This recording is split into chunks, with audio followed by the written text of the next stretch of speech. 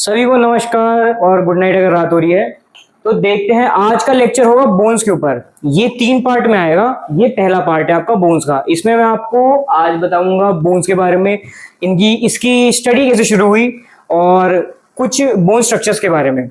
Majority long bones के ऊपर ही रहेगा। तो आगे बढ़ते हैं। सबसे पहले हमें जानना चाहिए एक बढ़िया कहानी। 2 साइंटिस्ट थे जो एस्ट्रोनॉट भी थे। वो स्पेस में गए तो क्या हुआ, जमीन पे वापस तो आना ही पड़ेगा। कितने दिन रहोगे? 10 दिन वहां रहे। नीचे आए, नासा की तरफ से गए हुए थे। हर कोई नासा की तरफ से जाता है आजकल, तो बढ़िया जगह है। तो वहां से वो नीचे आए और देखा कि हड्डियों में जान नहीं है। क्यों नहीं है? अब इसका रीजन हम अभी चलते हुए देखेंगे। तो समझते हैं क्या है। बोन्स हमारी एक लिविंग कॉम्प्लेक्स टिश्यू है। अधिकतर लोग इसे समझते हैं कि कैल्शियम और फास्फोरस का एक ढांचा है, पर ऐसी बात नहीं है। ये जीती जागती कॉम्प्लेक्स डायनामिक टिश्यू है। बोन्स की स्टडी को हम ऑस्टियोलॉजी बोलते हैं। और बोन्स एक कंटिन्यूस प्रोसेस करती है जिसे बोलते हैं बोन रिमॉडलिंग। अब बोन रिमॉडलिंग होता क्या है? इस प्रोसेस के अंदर बोन कंटिन्यूअसली नई टिश्यू फॉर्म करती है। Continuous tissue formation. और पुराने वालों को तोड़ती है। Break down of old ones. अब पूछेंगे कि नए बना दिए तो पुराने को क्यों तोड़ रही है? बढ़िया सवाल है। सबसे पहली बात, वजन कम करने के लिए, क्योंकि बोन मटेरियल बहुत डेंस होता है। अगर ये उसके ऊपर ही चढ़ाती जाएगी तो बहुत ही ज्यादा डेंस हो जाएगा, बहुत भारी हो जाएगा, चलना मुश्किल हो जाएगा, हड्डी अपने स्ट्रेस में ही टूट जाएगी। सबसे पहला पॉइंट ये हुआ। ये तो खैर ऑब्जर्वेशन के तौर पे है। दूसरा जो मेजर पॉइंट है वो ये होता है कि बोन्स, जैसे मैंने बताया, लिविंग डायनामिक टिश्यू है। ये अडेप्ट करती है। क्यों कर पाती है? बोन रिमॉडलिंग की वजह से। अब एथलीट, जैसे कि स्पेस का एग्जांपल दिया था, तो एस्ट्रोनॉट जमीन पे है। अब क्या हुआ था, स्पेस में होती है ग्रेविटी नहीं, ना के बराबर। बोन्स पे नहीं पड़ता स्ट्रेस, बोन्स नहीं करती है रिमॉडलिंग। तो क्या हुआ, जब वो जमीन पे आए तो उनकी हड्डियों में 1 से 2% का बोन डिटोरिएशन हुआ पर मंथ। ये सुनने में नंबर 1 से 2% लग रहा है, पर ये बहुत ज्यादा अमाउंट है। एग्जाम्पल की तरह देखिए, जो लेडीज होती हैं जो 50 क्रॉस कर जाती है, जिनकी मेंस्ट्रुअल साइकिल बंद हो जाती है, उनके अंदर भी 0.5 होता है। और इनमें 1 से 2% हो रहा है, उनसे भी ज्यादा। और जब उनमें होता है तो उनको ऑस्टियोपोरोसिस होता है। इनकी हड्डियां वो झेल ही नहीं पाती हैं वजन बॉडी का। क्यों हो पाता है? क्योंकि बोन्स कंटिन्यूअसली फॉर्म नहीं होती हैं, पुरानी वाली टूटती नहीं है। ठीक है। तो बोन का कॉन्फ़िगरेशन समझना चाहिए है। तो बोन बनती है हमारी ऑस्टियस टिश्यू से, कार्टिलेज से, एपिथेलियम से, एडिपोस टिश्यू से और नर्वस टिश्यू से। अभी इसके बारे में हम आगे बात करेंगे। फिलहाल इतना जानना आपके जरूरी है। ये बेसिक इंट्रोडक्शन की तरह है। ये जो बोन कॉन्फ़िगरेशन है, ये आप जो अपनी एनाटॉमी की वॉल्यूम 1 पढ़ेंगे उसमें आपके बहुत काम आएगा। 1 मिनट का समय दीजिए, मैं आगे आपको स्ट्रक्चरल यूज और फंक्शनैलिटीज बताता हूं। ये फंक्शंस लिखे हैं मैंने, पर मुझे लगता है कि अभी भी कईयों को बोन रिमॉडलिंग ढंग से समझ नहीं आई होगी, तो मैं एक बार फिर से बता देता हूँ होती क्या है। मैंने एस्ट्रोनॉट का एग्जांपल दिया था, वो स्पेस में गए थे। तो बोन रिमॉडलिंग काम कैसे करती है? बोन रिमॉडलिंग काम करती है स्ट्रेस के ऊपर। हड्डी पे जितना स्ट्रेस पड़ेगा उसमें उतने माइन्यूट फ्रैक्चर्स आएंगे, स्प्लिंटर्स आएंगे, उनको रिपेयर करेगी और मजबूत हो जाएगी। एस्ट्रोनॉट से समझते हैं। एस्ट्रोनॉट स्पेस में गए, ग्रेविटी नहीं होती, बोन्स पे स्ट्रेस नहीं आया, तो बोन रिमॉडलिंग करी ही नहीं, तो वो कमजोर हो गए जब वो नीचे आए। अब यहाँ पे लेते हैं एथलीट्स का एग्जांपल। रोज की घिसाई, रोज का तोड़ना, रोज का भागना, रोज का गिरना, तो क्या होता है, बोन्स में आते हैं minute fractures, splinters. Running athletes को पता होगा स्प्लिंटर्स क्या होते हैं। शिन स्प्लिंट्स जिसे कहते हैं। शिन्स में दर्द होने लग जाता है, तो उससे क्या होता है, बोन कंटिन्यूअसली अपने आप को हील करती है और स्ट्रॉन्ग और डेंस होती जाती है। ये होता है बोन रिमॉडलिंग। आई होप आप समझ में आ गए हो। अब फंक्शंस पे आते हैं। सबसे पहला फंक्शन सपोर्ट। खैर फंक्शंस तो सबने पढ़ रखे होंगे क्योंकि बेसिक तो सभी को आता है, फिर भी यहाँ पे बताया था। सपोर्ट बॉडीली स्ट्रक्चर्स पे आता है कि अब जो आपका बॉडी का स्ट्रक्चर है, मैं खड़ा हूं, मैं कैसे खड़ा हूं? हड्डियों के बलबूते पे खड़ा हूं, मांस का ढेर होता है, गिर जाता भी। ये हो गया। जितने भी आपके मसल्स में टेंडन्स होते हैं, लिगामेंट्स होते हैं, उनका अटैचमेंट पॉइंट सपोर्ट में आता है। सपोर्ट उससे मिलता है। और आपका एक बड़ा इंपॉर्टेंट होता है कि सॉफ्ट टिश्यू जो होते हैं, लिख देता हूं, वो सॉफ्ट टिश्यू से क्या मैंने बताया ना, मांस का ढेर होता है, नीचे गिर जाता, उनको भी सपोर्ट किससे मिलता है? हड्डियों से मिलता है।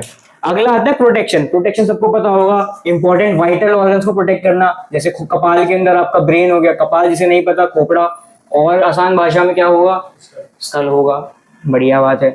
फिर किसे प्रोटेक्ट करता है? आपके हार्ट को करता है। धड़केगा नहीं, गिर के मर जाओगे, फिर क्या आता है लंग्स, अगर छेद हो गया, खराब हो गए, दिल्ली वालों को पता होगा कैसे खराब होते हैं, मैं भी वहीं का हूं, दिक्कत होती है बहुत ज्यादा। फिर आता है assistance in movement. Assistance in movement कैसे? अब आप समझ रहे हो कि लोकोमोटरी एक्शंस, अबडक्शन एडक्शन करना है, नहीं। असिस्टेंस इन मूवमेंट इस तरीके से आता है कि आपकी आपके मसल्स हैं, जैसे बताया कि सपोर्ट मिल रहा है उन्हें इधर से, हड्डी से आपको उनको सपोर्ट मिल रहा है। अब जो असिस्टेंस की बात हो रही है वो ये है कि जो आपकी मसल्स हैं वो हड्डी को पुल करती है कॉन्ट्रैक्शन के समय। मान लो मेरा हाथ है, ये बाइसेप आ गया सबसे बढ़िया एग्जांपल।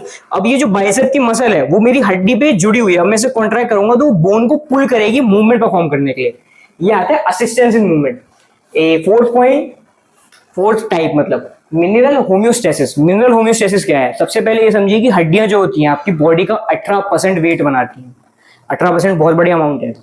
तो वो 18% वेट जो बनाती हैं उसको कैसे बनाती हैं? बोन्स बनी होती है मेजरली कैल्शियम और फॉस्फोरस से, और भी मिनरल्स होते हैं, ये मेजर होते हैं जो बोन को उसकी स्ट्रेंथ प्रोवाइड करते हैं। ठीक है, तो ये जो मिनरल्स होते हैं ये होते हैं इंपॉर्टेंट। उससे पहले आपको होम्योस्टेसिस, इसका मोटा मोटा मतलब ये होता है स्टोरेज एंड रिमूवल, यानी स्टोर करना और निकालना। बॉडी का 99% कैल्शियम हड्डियों में होता है। कितना? 99%, और 1% ब्लड में होता है। तो होम्योस्टेसिस काम इस बेसिस पे करता है कि जो आपकी बॉडी के अंदर बहुत एक डेलिकेट बैलेंस होता है, जैसे इलेक्ट्रोलाइट बैलेंस आपने सुना होगा, ज्यादा पानी पियोगे इलेक्ट्रोलाइट बैलेंस खराब हो जाएगा, बेहोशी हो सकती है। सेम उसी तरह होता है मिनरल का।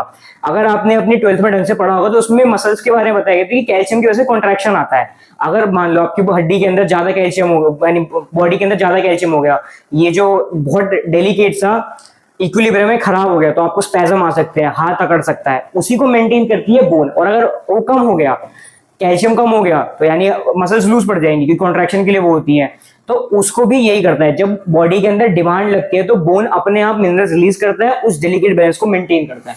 आप समझिए होंगे। फिर आता है blood cell production. Blood cell production, इसको एक और नाम से बोला जाता है हीमोपोएसिस। स्पेलिंग में एक बार देख लेता हूं, मेरे को याद नहीं है। हीमोपोएसिस। हीमोपोएसिस का मोटा मोटा मतलब होता है ब्लड सेल प्रोडक्शन। जो ब्लड सेल प्रोडक्शन है वो कैसे हो रहा है? आपने सुना होगा कि हड्डियों में से खून भी बनता है।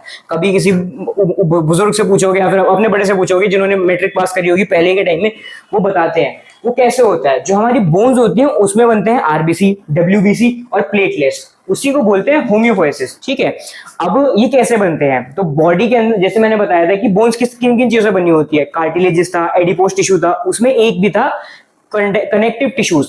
तो कनेक्टिव टिश्यू में क्या आता है? कनेक्टिव टिश्यू में बोन के अंदर दो तरह के आते हैं, रेड बोन मैरो। एक मिनट रुकिए जरा, जगह बना ले।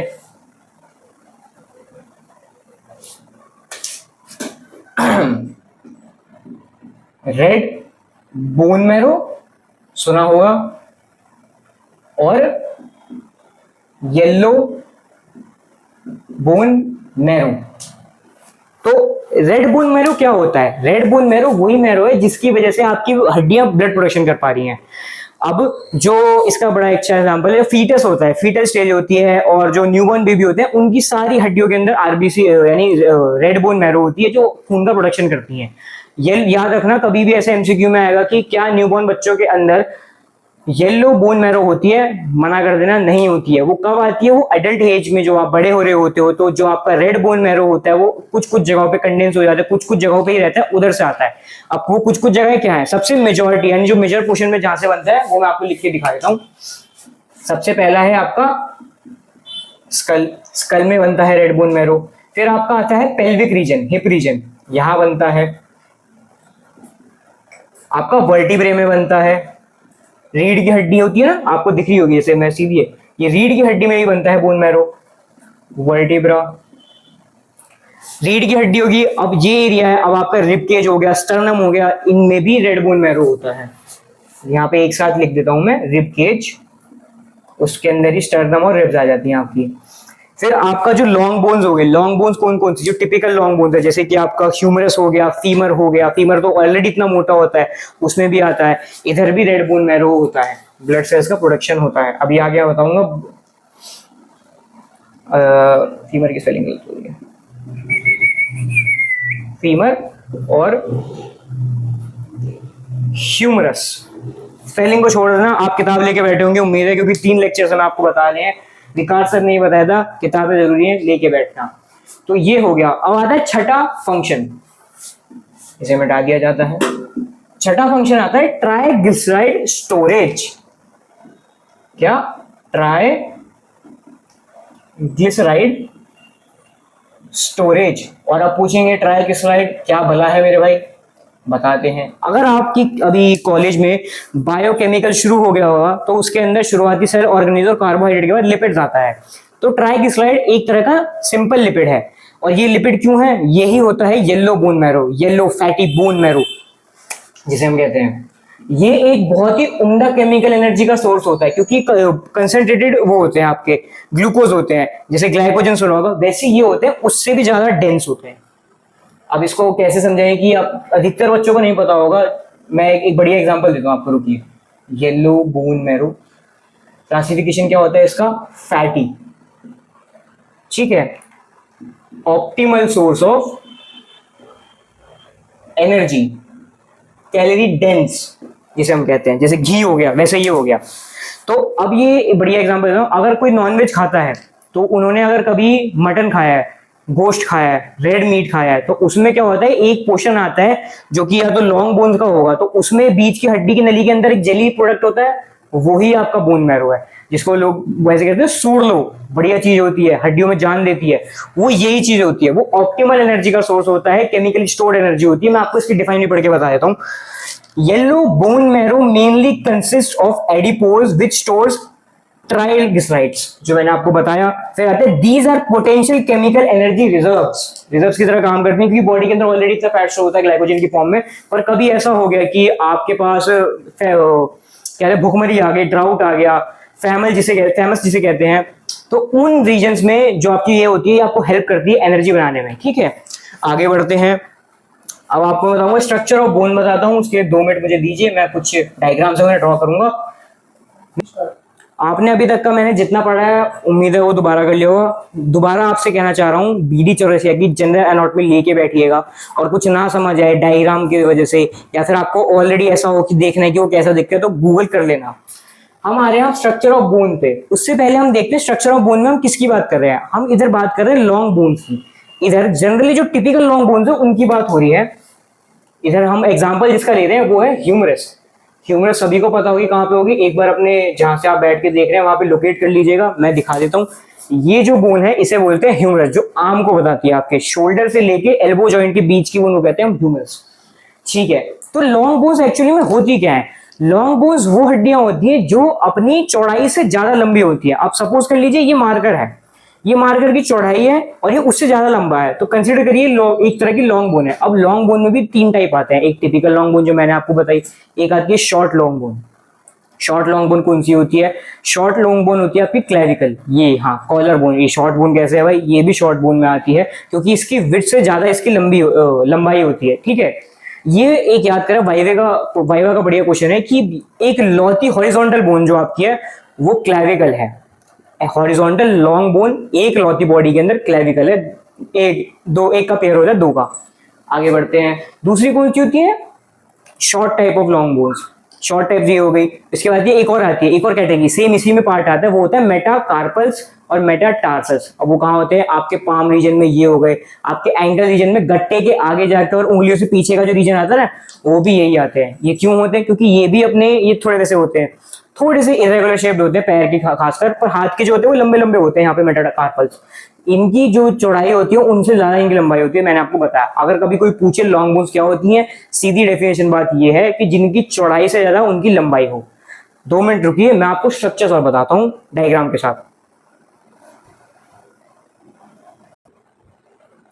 स्ट्रक्चर ऑफ बोन, दोबारा आते हैं। मैंने आपको लॉन्ग बोन्स के बारे में बता दिया है। लॉन्ग बोन कौन सी यहाँ पे हम देख रहे हैं वो भी बता दिया है, उसका नाम है ह्यूमरस। तो पहला आता है डायफाइसिस। डायफाइसिस का मोटा मतलब होता है कि ग्रोइंग बिटवीन, मोटा मतलब यानी ऊपरी ऊपरी तौर पे। तो इसमें जो आपकी हड्डी होती है उसकी बीच की स्टेम जो होती है उसे बोलते हैं cylindrical heart stem, body of the bone, उसे हम बोलते हैं डायफाइसिस। मैं आपको ड्रॉ करके दिखाता हूँ यहाँ पे।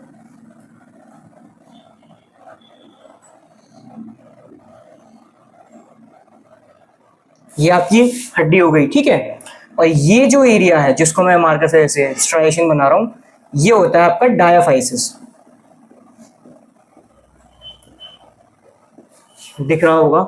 अब आगे बढ़ते हैं। अगला है हमारा एपिफाइसिस। एपिफाइसिस का मोटा मोटा मतलब होता है ग्रोइंग ओवर।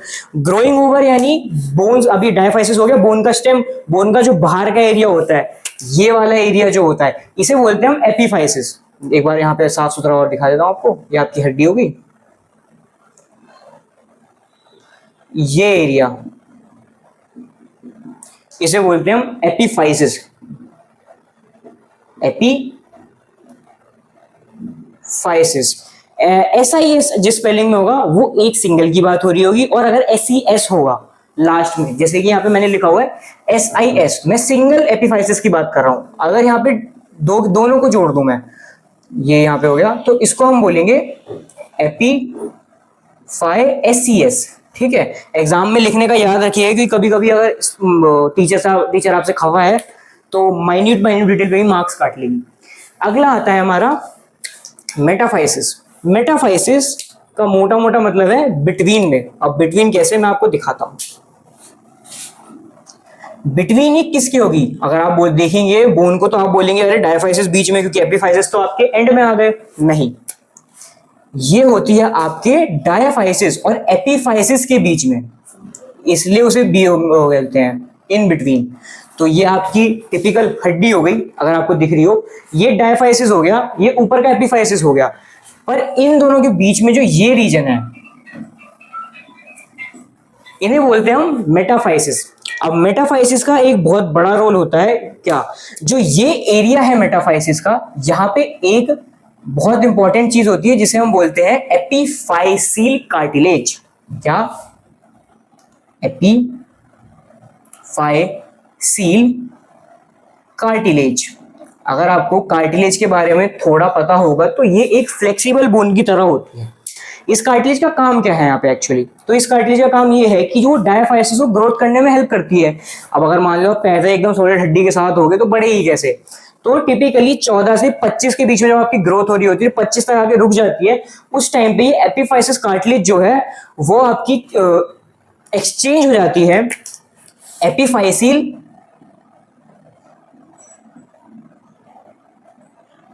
एक मिनट रुकिए, मैंने स्पेलिंग एरर करा है, मैं आपको दोबारा उसे बता देता हूं। रोकी तुमने यार? हाँ, मेरे घर से फोन आ गया था, मैं भी बाहर रहता हूँ आप लोगों की तरह, तो मेरे को उठाना पड़ा। दोबारा आते हैं, हम कहते हैं मेटाफाइसिस पे। मेटाफाइसिस मैंने बता दिया कि एपिफाइसिस और डायफाइसिस के बीच क्या एरिया होता है उसे बोलते हैं मेटाफाइसिस। और मेटाफाइसिस में इन एरिया में होती है आपकी एपिफाइसिल कार्टिलेज। क्या, एपिफाइसिल कार्टिलेज। ये याद रखना, इसका एक बड़ा अच्छा वाइवा का क्वेश्चन भी बन सकता है और आपके इंटरनल या रिटन में भी आ सकता है।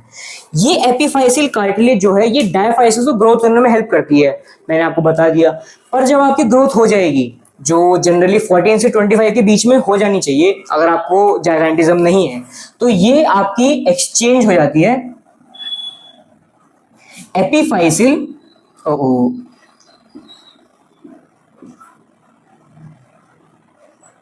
लाइन से। अब ये एपिफाइसिल लाइन क्या है, एपिफाइसिल लाइन वो जगह है जब वो कार्टिलेज एक बोनी स्ट्रक्चर से चेंज हो जाती है, एक्सचेंज होती है एक बोनी स्ट्रक्चर से। अब जैसे कि यहाँ पे कार्टिलेज बनी हुई थी, मैं उसको आपको डिस्क की तरह दिखा देता हूँ, ये एरिया मिटा दिया। यहाँ पे मान लो अभी एक डिस्क थी ऐसी, तो ये डिस्क एक्सचेंज होकर एक बोनी स्ट्रक्चर बन जाएगी। और अगर आप कभी किसी टिपिकल लॉन्ग बोन यानी ह्यूमरस या फीमर का एक्सरे देखेंगे तो वहां पे एक स्लाइट ग्रेडिएशन होता है इस एरिया पे, इन दो एरिया पे, सुपीरियर पे और इंफीरियर पे, वही आपकी होती है एपिफाइसिल लाइन। ठीक है, यहां तक हमने अपना मेटाफाइसिस भी कर लिया। आगे बढ़ते हैं आर्टिकुलर कार्टिलेज से। आर्टिकुलर कार्टिलेज होती क्या है, आर्टिकुलर कार्टिलेज वो कार्टिलेज है जो दो हड्डियों के आर्टिकुलेशन पे आके लगती हैं। वो दो हड्डियों का आर्टिकुलेशन किस चीज से होगा, जब दो हड्डियों का एपिफाइसिस जुड़ता है तो उसके ऊपर एक लेयर आती है, उसे बोलते हैं आर्टिकुलर कार्टिलेज। मैं आपको डायग्राम से दिखाता हूँ, बेहतर समझ आएगी। मान लो ये आपकी हमारी होगी बोन, ठीक है, और इस बोन का ये एरिया जो है, ये इसके ऊपर होती है आपकी आर्टिकुलर कार्टिलेज। अब इस कार्टिलेज का काम क्या है? इस कार्टिलेज का ये काम है कि ये एक तो इम्पैक्ट से बचाती है। अब आपका जो है फ्री मूविंग जॉइंट्स होते हैं, अगर इसमें अगर पहली बात तो फ्रिक्शन नहीं होगा, ये है तो फ्रिक्शन नहीं होगा। और अगर आप अपना हाथ ऐसे मारते हो, सपोज मैं ऐसे बहुत जोर से मार रहा हूं, अगर फ्रिक्शन होता तो ऐसे जाता। और ये क्या करती है? शॉक एब्जॉर्ब करती है। अभी मैं जोर से हाथ मार रहा हूं और मान लो यहाँ पे नहीं होती, पहले तो पूरा हाथ जाता भी नहीं, और मान लो बहुत जोर से मार भी दिया, तुरंत फ्रैक्चर। ये उससे बचाती है। पर इसका एक ड्रॉबैक है। ड्रॉबैक क्या है कि एक तो ये इसके पास ब्लड वेसल्स की सप्लाई नहीं होती है, दूसरा इसमें आपका पेरेनकाइमा सेल्स नहीं होते हैं, जो इसका अगर इसमें कोई डैमेज आ जाता है तो उससे दिक्कत देते हैं कि ये रिपेयर नहीं कर पाएगी उतना इफेक्टिवली। अब आपको अगर आपको लग रहा है कि समझ नहीं आया कि ये आर्टिकुलर कार्टिलेज है क्या, लिख देता हूं यहाँ पे आर्टिकुलर कार्टिलेज। तो एक मेरे पास दोबारा नॉनवेज से लेके बड़ा अच्छा एग्जांपल है। कभी आपने चिकन विंग्स खाए होंगे या चिकन लेग्स खाए होंगे, तो मीट जब हट जाता है तो हड्डी के ऊपर एक बड़ी वैसी चुई सी लेयर आती है व्हाइट कलर की, वही आपके आर्टिकुलर कार्टिलेज है। कहते हैं ना कि इसको खाओ जोड़ों में जान आएगी, वो जोड़ों का जान का तो पता नहीं, पर उसको अगर अगली बार बोल दो आर्टिकुलर कार्टिलेज है, मजा आ जाएगा। ठीक है, अब आगे बढ़ते हैं हम, पूरे से साफ कर देता हूं। अगला है हमारा पेरिओस्टियम।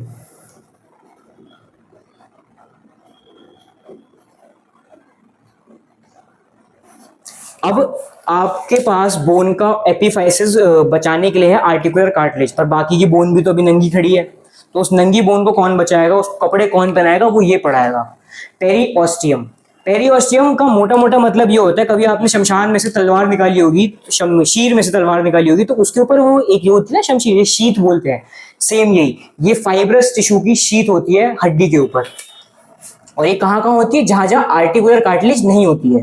तो आर्टिकुलर कार्टिलेज आपकी यहाँ प्रेजेंट होती है एपिफाइसिस पे, और ये जो एरिया है ये यहाँ पे होती है आपकी पेरिओस्टियम। अब बताऊंगा पेरिओस्टियम बनती कैसे, पहले हम ये समझते हैं कि पेरिओस्टियम का काम क्या है। पेरिओस्टियम का काम ये है कि एक तो एक प्रोटेक्शन देती है, सबसे मेजर काम यही है, प्रोटेक्शन देती है। ये ब्लड वेसल्स की सप्लाई लेकर आती है। वो ब्लड वेसल्स की सप्लाई क्या करती है? नरिशमेंट देती है, फ्रैक्चर्स में हेल्प करती है। ठीक है, अब ये बनती किस किस चीज से है? तो ये बनती है दो चीजों से, एक तो फाइबर से, दूसरी बनती है ऑस्टियोजेनिक सेल से। ऑस्टियोजेनिक सेल्स वो सेल्स होते हैं जो बोन फॉर्मेशन में काम आते हैं। तो अगर मैं इसे बताया फ्रैक्चर में हेल्प कैसे करती है, ये फ्रैक्चर में हेल्प इस तरीके से कर पाती है कि जब आपकी हड्डी में फ्रैक्चर होगा, यहाँ पे आपका पेरिओस्टियम है, उसमें क्या है? बोन फॉर्मिंग ऑस्टियोजेनिक सेल्स हैं, बोन फॉर्मिंग सेल्स है, तो वो उसको धीरे धीरे भरेंगे। ये वही काम आपका पेरिओस्टियम करता है। अब मैं आपको इसका इंटरनल डायग्राम दिखा देता हूँ, ये कैसा होता है। मान लो ये आपकी बाहर से तो मैंने बता दी, अब बड़े लेवल पे देखते हैं। ये आपकी बोन है, ठीक है। अब ये बोन के आसपास एक ये हो गई लेयर, ये हो गया आपके क्या? ऑस्टियोजेनिक सेल्स, और उनके ऊपर एक ये लेयर हो गई। आई होप आपको दिख रही हो, बीच में लिख देता हूँ बोन, समझना है। ये तो है डायग्राम, ये तो हो गया आपके ऑस्टियोजेनिक सेल्स, ठीक है। और ये हो गया आपका फाइब्रस लेयर।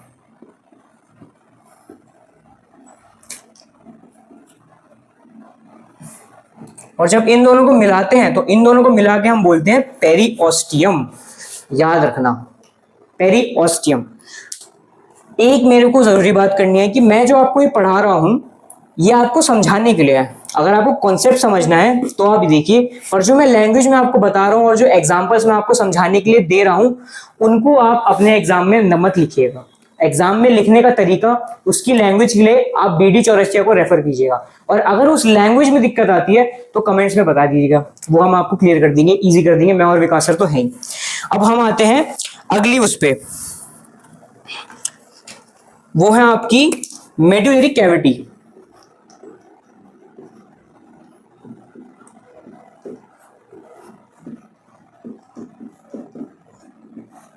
ठीक है, पर अगर आप किताब खोल के पढ़ रहे होंगे तो अभी आप बोलेंगे इन्होंने कर दी है गलती। अब वो गलती है क्या? ये एक मान लीजिए टेस्ट ही रहा, मैं भूल गया हूँ, वो मुझे भी नहीं पता। खैर, इस पे आने से पहले हम आते हैं अपने दोबारा पेरिओस्टियम पे दोबारा आते हैं। मैंने ये तो बता दिया पेरिओस्टियम होता कहाँ कहाँ पे है, पर पेरिओस्टियम अटैच्ड कैसे होता है वो तो मैंने बताया नहीं आप लोगों को। वो कैसे होता है।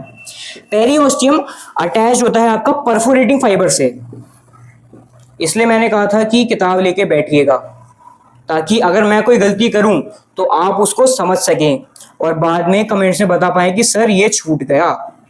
दूसरा है शार्पी फाइबर्स, ये इसका सेम नाम है, इंपॉर्टेंट है, इसे मार्क कर लीजिए, इसे स्टार मार्क कर लीजिए, दिमाग में बैठा लीजिए, वाइवा में सवाल आने के बहुत हाई चांसेस होते हैं।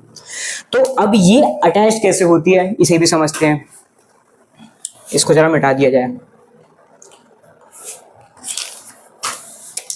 परफोरेटिंग फाइबर्स जो होते हैं वो कोलेजन, अगर आपको कोलेजन नहीं पता तो जैसे आपकी स्किन है, ये स्किन है, ये टाइट कैसे रहती है, कोलेजन, तो ये कोलेजन के थिक फाइबर्स होते हैं जो बोन के अंदर पेनिट्रेट करते हैं, परफोरेट करते हैं, छोटे माइनर छेद से बनाते हैं, इसे शार्पी फाइबर और परफोरेटिंग फाइबर्स भी बोला जाता है। तो याद रखिए उनको, ये क्या होता है, बोन की जो लेयर है आपकी पेरिओस्टियम है कैसे अटैच्ड है, तो ये बोन के अंदर आपका प्रोक्सिमल बोन है, प्रोक्सिमल अगर आपने पढ़ा होगा जैसे मैं लास्ट लेक्चर में बताया था, यानी ऊपरी लेयर, इसके अंदर ये परफोरेशंस करते हैं, माइनर बहुत छोटे छोटे छेद करते हैं और इनर मैट्रिक्स तक जाके जुड़ जाते हैं।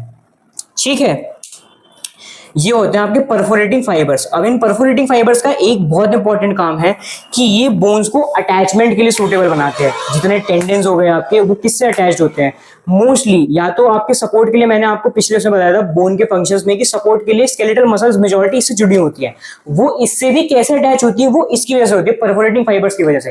परफोरेटिंग फाइबर्स पेरिओस्टियम को जोड़ते हैं और पेरिओस्टियम एज अ हुक काम करती है मसल्स के लिए, मसल की टेंडन्स के लिए।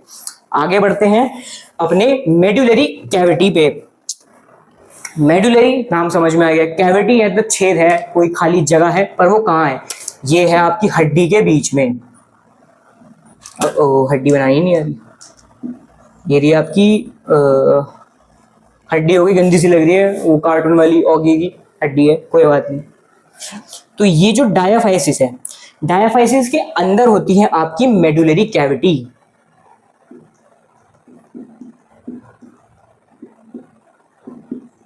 ठीक है, ये होती क्यों है, मेडुलरी कैविटी के अंदर होता है आपका येलो फैटी बोन मैरो।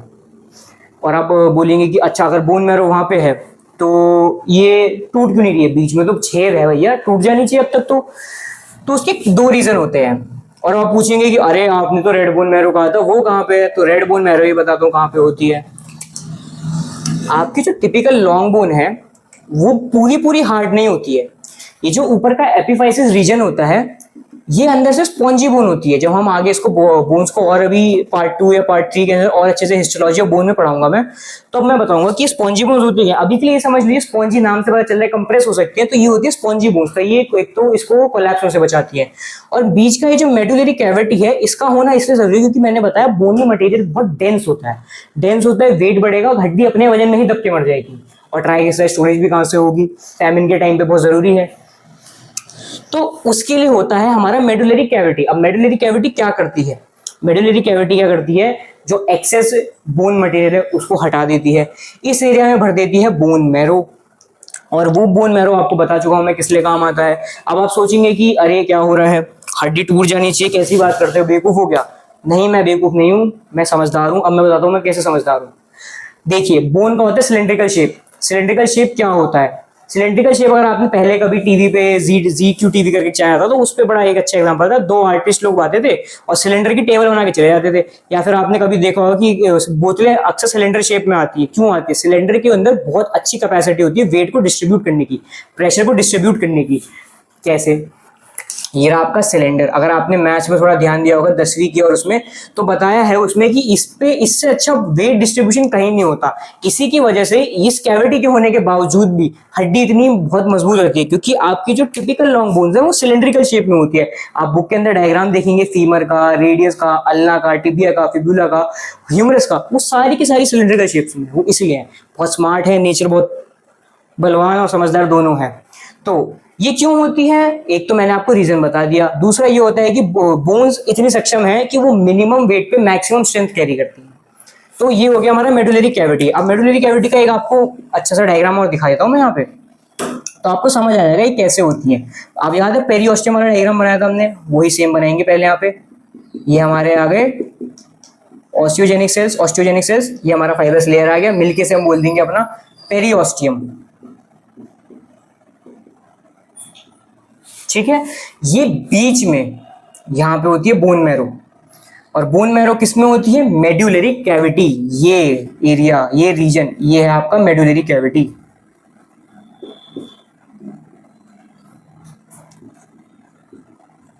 तो यहाँ पे हमारा आ गया मेड्यूलरी कैविटी। अब आगे एक और लेयर है, 2 मिनट का टाइम लेंगे, मैं उसके डायग्राम थोड़े वैसे हैं उसे ड्रॉ करता हूं और आप पानी पी लीजिए तब तक। हाँ, तो ये हमारी लास्ट लेयर है जिसको हम बोलते हैं एंडोऑस्टियम। ठीक है, एंडो का मतलब होता है विद इन। अब विद इन से क्या, विद इन में तो मेडुलरी कैविटी भी थी, ये मेडुलरी कैविटी के अंदर है। अब बोलेंगे बोन मैरो है। देखिए ये रहा हमारा डायग्राम, अभी तक का जो हमने पढ़ा उसे एक बार रिफ्रेश कर लेते हैं। ये रही आपकी हड्डी, ये हड्डी के पास का पेरियोस्टियम है जो फाइब्रस सेल्स, फाइब्रस लेयर्स और ऑस्टियोजेनिक सेल से मिलकर बना है। ठीक है, ये आपकी मेडुलरी कैविटी है जिसके अंदर आता है आपका बोन मैरो। ठीक है, और इसके आसपास ये जो आपको लेयर दिख रही है इसे बोलते हैं हम एंडोऑस्टियम। अब एंडोऑस्टियम एक थिन लेयर होती है बोन मेडुलरी कैविटी के अंदर। जैसे मैंने आपको अगर आपने पिछले लेक्चर देखे होंगे, इससे पहले का इंट्रोडक्शन वाला पार्ट, उसके अंदर आपको आर्टरीज के बारे में बताया था। तो एपिथेलियम लेयर के बारे में बताया था, पतली सी एक लाइनिंग होती है, उसमें बहुत चौड़ी होती है आर्टरी में, पर वेन से पतली पतली होती है। सेम ये भी वही चीज है, ये पतली सी लाइनिंग होती है और इसके अंदर होते हैं कनेक्टिव टिश्यूज, ठीक है, जोड़ के रखने के लिए, और बहुत कम मात्रा में होते हैं ऑस्टियोजेनिक सेल्स। जी हाँ, बोन मेकिंग सेल्स, जो आप मैंने बात करी थी ना कि वो हड्डी के अंदर वो कैसे बन रहे हैं, इसी की वजह से बन रहे हैं। बहुत कम मात्रा में होते हैं, बच्चों में न्यूबॉर्न से बहुत ज्यादा होता है, तभी उनकी हड्डियां एक्सटेंड हो पाती है, बड़ी हो पाती है। एडल्ट्स में कम हो जाता है, पर होता है एक हद तक बहुत होता है। आगे इसको बारे में हमको डिटेल्स पढ़ना है, वो हम वॉल्यूम 1 में पढ़ेंगे जब हम वो शुरू करेंगे एनाटॉमी की। अभी तक हमने क्या क्या पढ़ा? हमने पढ़ी 7 लेयर। ठीक है, पहले हमने पढ़ी डायफाइसिस, रुको यहाँ पे मिटा के लिख ही देता हूँ, साथ साथ आप भी लिख लेना, आपको भी एक बार रिवाइज हो जाएगा। सबसे पहले पढ़ी हमने डायफाइसिस, जो कि क्या थी आपकी बोन स्टेम। दूसरी हमने पढ़ी एपिफाइसिस, ये आपके बोन के एंड्स में थी, यानी जो उनका ऊपरी हिस्सा होता है इस शेप वाला, ये आपका एपिफाइसिस और ये आपका डायफाइसिस। फिर तीसरा हमने पढ़ा मेटाफाइसिस। मेटाफाइसिस मैंने बताया आपको, डायफाइसिस और एपिफाइसिस इनके बीच की ये जो लेयर होती है,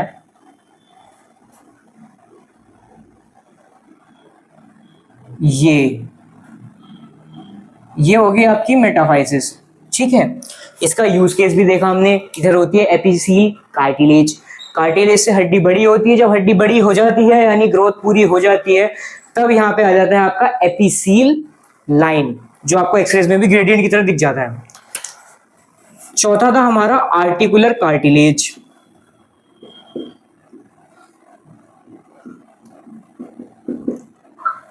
वो कहां था? एपिफाइसिस के ऊपर था। हमने इसका देखा फ्रिक्शन कम करता है, आपको एक बड़ा अच्छा चिकन विंग्स का एग्जांपल भी दिया था मैंने इसके लिए।